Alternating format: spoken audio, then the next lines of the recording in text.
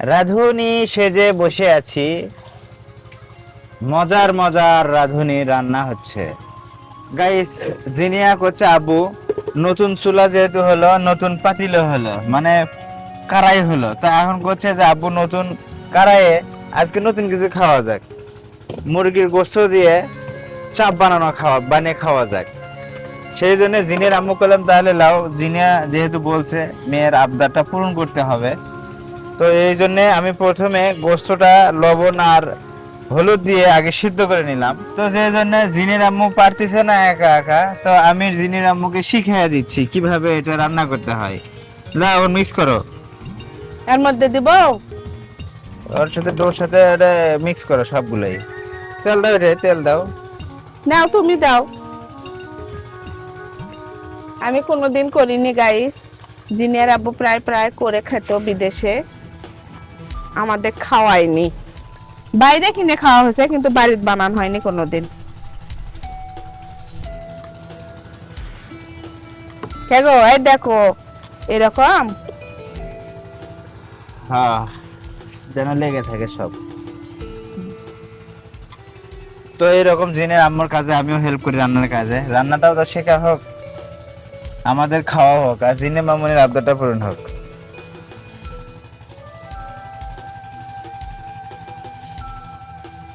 তুমি কি রান্না খিলাবা গো আমার? না, হ্যাঁ দেখো নি, দাও দাও দাও দাও।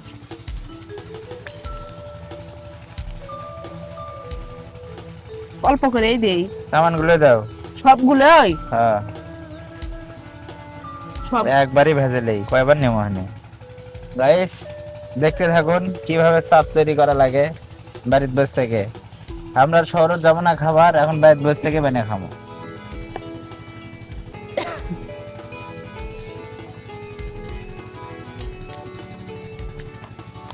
এখন খালি মশমশা হওয়া বাকি আছে গাইস।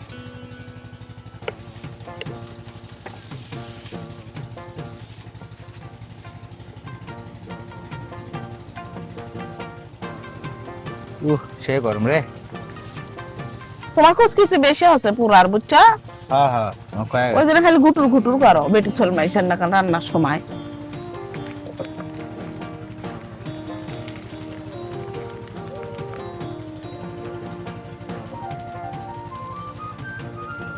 গাইস, আসলে কালারটা সেই আসছে, হয়েছে মশমশা। জাল দিয়ে দিয়ে মশমশা খাইবে। ভালো করে ভাইছো।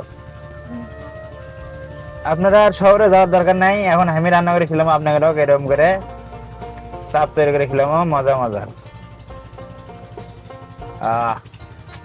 গাইস, আমরা একটা দোকান দেবো, আপনার ভাই বাবুর্চি হবি আর আমি খালি বেতন বাটে দেবো।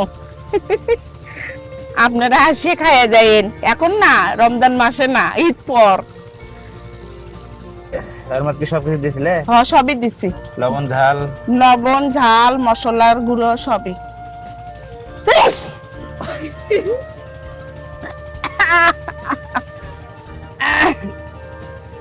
স্বাদ হবে নি গো, হাসি দিলাম ওই জন্যে। ওয়াও, যে রকম কালার আছে আর দেখতে তো অনেক সুন্দর লাগতেছে। আজকে রান্নাটা, মানে আজকে রেসিপিটা তো মজার মজার হচ্ছে, দেখে একদম জিভে জল আসছে। আর তো রোজা আছি, আর ইফতারিতে মজার আইটেম, আজকে মজার খাবার তৈরি হবে। মাশাআল্লাহ। সাইদ বাবুর তো আজ কোনো কথাই নেই। তো ফাইনালি আমার রান্নাটা শেষের মধ্যে, আমি এখন তুলি। চলে আসছে আব্বু। চলে আচ্ছা, হ্যাঁ, দেখো কত সুন্দর আছে। আমি তো ভাবতেই পারিনি যে তুমি এত সুন্দর করে আজকে এই চাপটা আমাকে বানিয়ে দিবে। আমি আব্বুর কাছে আবদার করছিলাম যে আব্বু তুমি শহরে গেলে আমার জন্য একটু চাপ নিয়ে আসো, তো অনেকদিন ধরে খাইতে মন যাইছে, কারণ শহরেও যাওয়া হচ্ছে না। তা আব্বু বলে শহরে যাওয়ার কি দরকার, আমি তো নিজেই বানাতে পারি। তা আমি তো শুনে প্রথমে অবাক হয়ে গেছি যে আব্বু বানাতে পারে, তাহলে কষ্ট করে শহরে যাওয়ার কি দরকার আছে। আব্বুর হাতেই বেনে খাই, দেখি আব্বুর হাতের কত স্বাদ, এমনিতেও তো স্বাদ হয়। তো আজকে আব্বু কিন্তু সোনার সাথেই আমাকে বানিয়ে দিল, ইফতার টাইমে খাবো, আর তখন বলবো যে কিরকম স্বাদ আছে।